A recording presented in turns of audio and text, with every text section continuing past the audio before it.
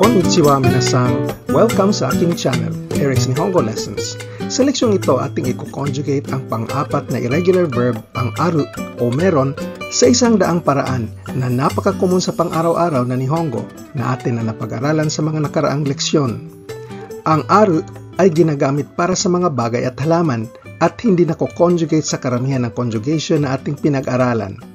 Ito ang pangatlo sa apat na parte at dito ating tatalakayin ang conjugations numero 51 hanggang 75. Yoroshii desu ka? Hajimemashou. Mula leksyon 35 hanggang 110, natutunan natin ang higit sa 100 iba't ibang verb conjugations na ginagamit sa ordinaryong Nihongo. At ang leksyong ito ay sumusuma total sa mga leksyong ito. Dito i-conjugate natin ang irregular verb na aru o meron para sa mga bagay at halaman. Bukod sa dictionary form na aru, gagamitin natin ang te form at te, conjunctive form, ari, ang plain negative non-past form, nai, at ang plain past form, atta. Pwede mong reviewin paano i-conjugate ang mga ito sa leksyon 30. Sa bidyong ito, ating tatalakayin ang mga conjugation na ito. Ang pagbibigay at pagtatanggap ng actions. Hindi nagagawa. Tokoro, mga punto ng panahon. Pagpapahiwatig ng layunin, mga desisyon, pagtansya at probabilidad at mga pseudo-nouns na hazu o dapat lang, wake, pagpapahayag ng rason at ang noni at keredomo na nagpapahiwatig ng kahit na o maski. Para sa mga donasyon ng kahit anong halaga, para makagawa pa po tayo ng maraming leksyon, pwedeng ipadala via PayPal sa Eric's Nihongo Lessons o para makipag-book ng private lessons, individual o group class, gamit ang Zoom o Google Meets, pwede akong kontakin via email sa ericsnihongolessons@gmail.com. Goju ichibang, pagbibigay ng action sa ibang tao. Ang formula ay te ageru para sa plain speech at te sashiageru para sa humble speech. Ito ay nasa leksyon 69 at 70. Ang mga conjugation ito ay hindi nagagamit sa aru dahil ang aru ay hindi isang active verb, kaya walang atte ageru o atte sashiageru. Goju nibang, pagbibigay mo sa akin ng action. Formula, te kureru sa plain speech at te kudasaru sa honorific speech. Leksyon 69 at 70 pa rin. At gaya ng dati, ang mga conjugation ito ay hindi nagagamit sa aru dahil ang aru ay hindi isang active verb, kaya walang atte kureru o atte kudasaru. Goju sambang, tatanggap ng action. Formula ay te morao sa plain style at te itadaku sa humble speech. Leksyon 69 at 70 pa rin. At gaya ng dati, ang mga conjugation ito ay hindi nagagamit sa aru dahil ang aru ay hindi isang active verb, kaya walang atte morao o atte itadaku. Goju yonbang, hindi na gagawa. Ang formula ay ang nai magiging nakunaru. Nakunaru, leksyon 72. Mawawala na, nakunaru, nakunaru. Ating sample sentence, ang baterya ng aking cellphone ay mawawala na. Boku no keitai denwa no denchi ga mou sugu nakunaru. Boku no keitai denwa no denchi ga mou sugu nakunaru. 55 bang, gagawa na ngayon mismo. Formula, ru tokoro. Ru tokoro, leksyon 66. Pero ang ibig sabihin ng aru tokoro ay may hangganan. Ating sentence, ang planong ito ay umobra sa kanyang hangganan. Kono keikaku wa aru tokoro made wa umaku ikimashita. Kono keikaku wa aru tokoro made wa umaku ikimashita. 56 bang, nasa kalagitnaan ng paggawa. Formula, te iru tokoro. Te iru tokoro, leksyon 66.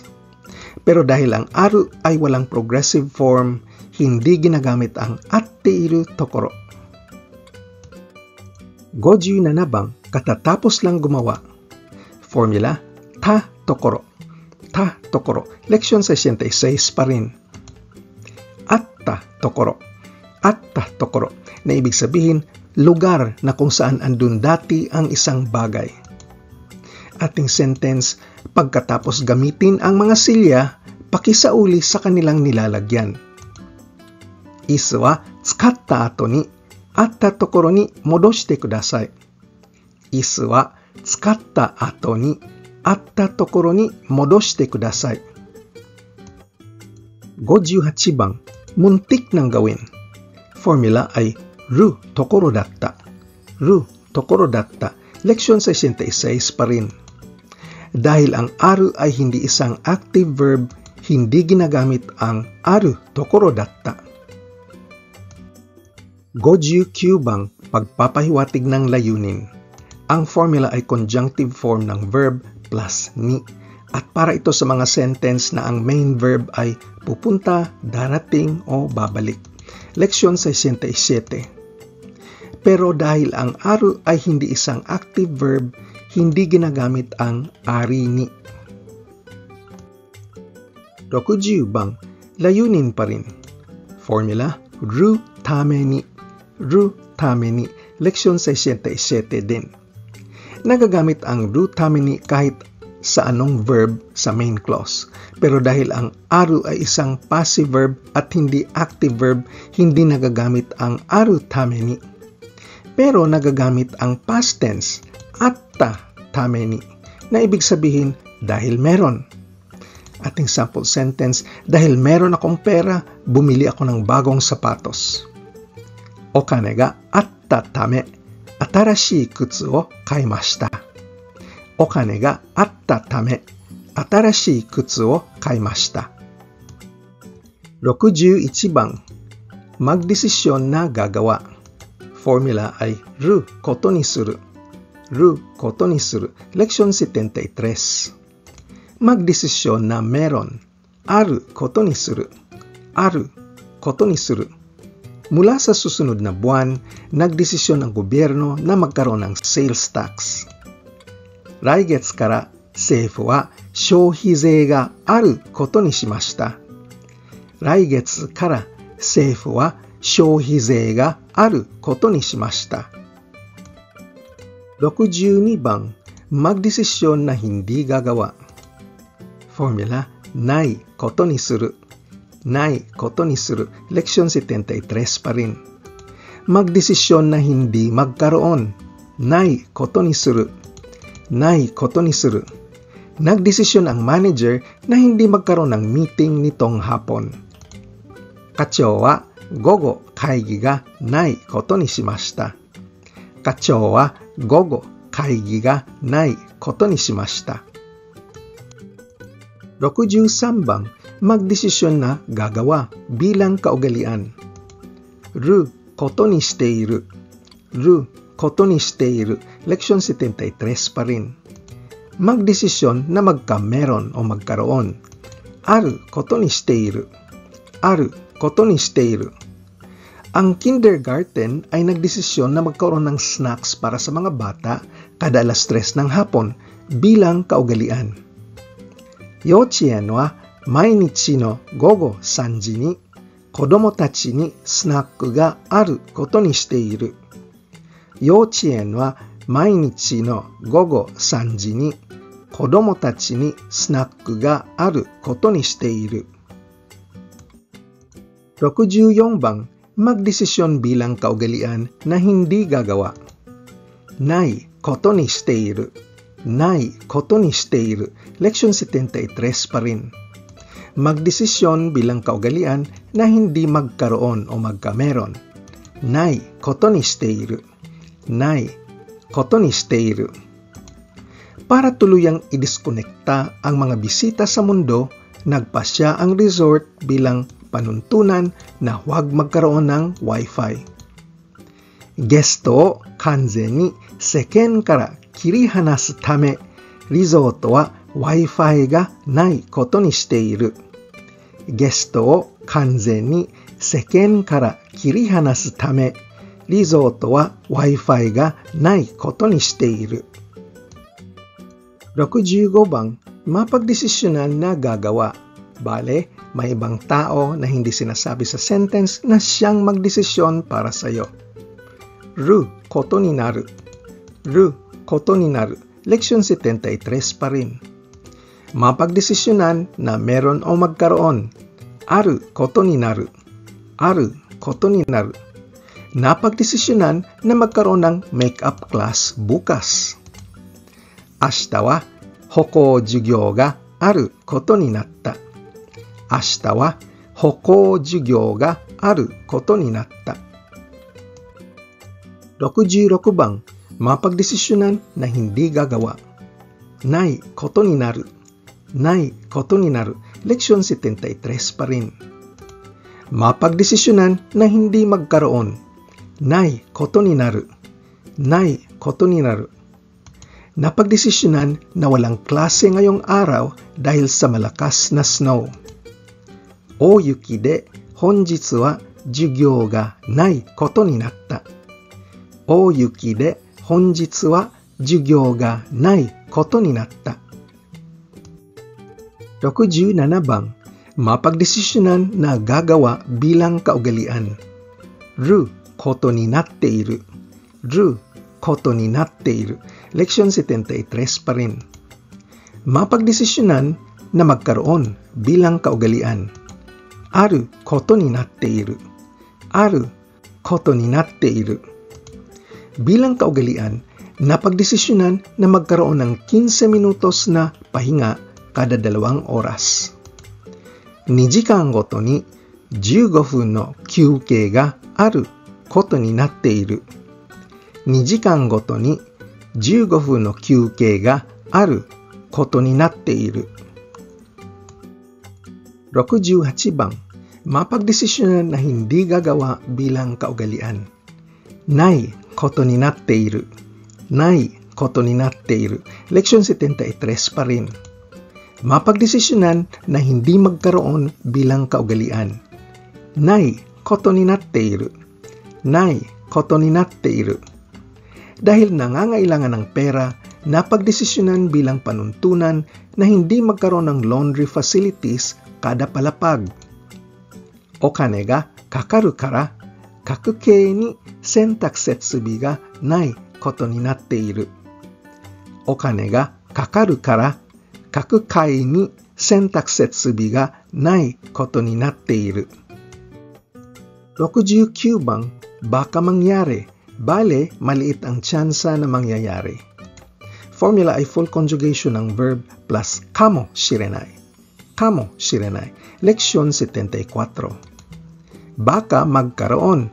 Aru kamo shirenai. Aru kamo shirenai. Baka merong vanilla extract sa convenience store na yan. Ano konbini ni vanilla ekis ga aru kamo shirenai. Ano konbini ni vanilla ekis ga aru kamo shirenai. 70 bang, malamang, bale 50-50 tsansa na mangyayari. Ang formula ay full conjugation ng verb plus daro. Daro. Leksyon 74 pa rin. Malamang na meron. Aru daro. Aru daro. Malamang na ang stapler ay nasa loob ng drawer. Hochikisu wa hikidashi no naka ni aru daro. Hochikisu wa hikidashi no naka ni aru daro. 71 bang, siguradong gagawa. Bale sobra 80% ang tsansa na mangyayari. Formula ay full conjugation ng verb plus ni chigai nai. Ni chigai nai. Leksyon 74 pa rin. Siguradong meron. Aru ni chigai nai. Aru ni chigai nai. Sigurado na ang Mona Lisa ay nasa Louvre Museum. Mona Lisa wa Louvre Bijutsukan ni aru ni chigai nai. Mona Lisa wa Louvre Bijutsukan ni aru ni chigai nai. 72 bang, dapat lang nagagawa. Formula ay full conjugation ng verb plus has. Has. Leksyon 76. Dapat lang na meron. aru hazu, aru hazu. Dahil siya ay masipag at kuripot, dapat lang na marami siyang pera. Kare wa hataraite ite ketchi na no de okane ga takusan aru hazu da. Kare wa hataraite ite ketchi na no de okane ga takusan aru hazu da. 73 bang, rason kung bakit gagawa. Formula ay full conjugation ng verb plus wake. Wake, leksyon 77. Rason na meron o magkaroon. Aru wake. Aru wake. Sabihin mo sa akin bakit may alikabok sa loob ng bahay. Uchi no naka ni hokori ga aru wake o oshiete kudasai. Uchi no naka ni hokori ga aru wake o oshiete kudasai. 74 bang, kahit na. Formula ay full conjugation ng verb plus noni. Noni, leksyon 78. Kahit na meron. Aru noni. Aru noni. Kahit na merong chopsticks, mas gusto niyang kumain na nagkakamay. Kare wa ohashi ga aru noni te de taberu hou ga suki desu. Kare wa ohashi ga aru noni te de taberu hou ga suki desu. 75 bang at ang katapusang conjugation sa bidyong ito. Kahit na pa rin. Formula ay full conjugation ng verb plus keredomo o ang mga variants nito kagaya ng kedo o keredo. Leksyon 78 pa rin. Kahit na meron o magkaroon. Aru keredomo. Aru keredomo. Kahit na merong tubig, pakidala ng sariling inumin sa picnic. Mizu ga aru kedo, ensoku ni jibun no suki na nomimono o motte kite kudasai. Mizu ga aru kedo, ensoku ni jibun no suki na nomimono o motte kite kudasai. Ating susumahin ang mga conjugations na ating tinalakay sa bidyong ito, numero 51 hanggang 75. Pagbibigay at pagtatanggap ng action. Hindi na gagawa. Tokoro, mga punto sa panahon. Pagpapahiwatig ng layunin. Pagdidesisyon. Pagtansya at probabilidad. At mga pseudonouns na hazu o dapat lang. At wake, pagpapahayag ng rason. At pagsasabi ng kahit na gamit ang noni at keredomo. Sa susunod na video, ang pang-apat at panghuli ng series na ito, ating tutukan ang katapusan 25 conjugations, numero 76 hanggang 100. Ang passive tense, ang causative tense, ang causative passive tense, pagpapahiwatig ng hangturan, pagsasabi ng paggawa kagaya nito, intensyon, personal na obserbasyon at chismis, sa paraan na nantoka-nantoka, nagawa na, gagawin in advance, palapit at paalis, habang hindi gumagawa, simulang gawin, biglang gawin, gawin at huminto, tapusing gawin, gawin muli, todo-todong gawin, at hindi todong gawin. Sa minimum $10 donation, pwede ko pong ipadala sa inyo ang formula sheet ng 100 verb conjugations sa seryeng ito kasama kanilang mga formula. O kaya exercise sheet ng kahit anong leksyon hanggang leksyon 113 para patibayin ang iyong natutunan. Ako mismo ang mag-check at magbibigay ng feedback. Email nyo lang po ako. Kung seryoso kang maging fluent sa Nihongo, importante ang pagsasana at pagpapractice araw-araw. Pag-aralin mabuti ang grammar at ang pagpaparami ng iyong bokabularyo. Ang aking Nihongo course dito sa YouTube magbibigay sa inyo ng malakas na pundasyon upang ang Japanese language skills ninyo mapabuti at mapalakas. So pakiclick na lang ng like, share o subscribe at hihintayin ko kayo sa susunod na video. Nihongo no Benkyo ni Gambatte kudasai. Ja, mata ne!